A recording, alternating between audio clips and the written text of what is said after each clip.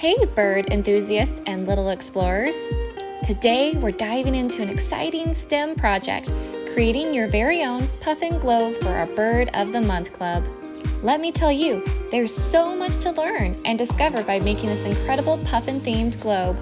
Not only will you have a blast crafting this masterpiece, but you'll also gain valuable insights into geography, wildlife, and the importance of preserving our planet's natural wonders.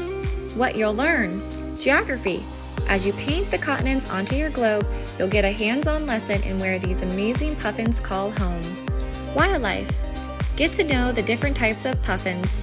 Cut them out and paste them onto your globe, showing exactly where they live. It's like creating your own mini puffin habitat. Conservation. This project is a reminder of the importance of protecting these beautiful creatures and their habitats. By learning about puffins and understanding their environment, you're becoming a young champion for conservation. By making this Puffin Globe, you're not only creating a stunning piece of art, but you're also diving deep into STEM concepts, geography, and the love for our feathered friends.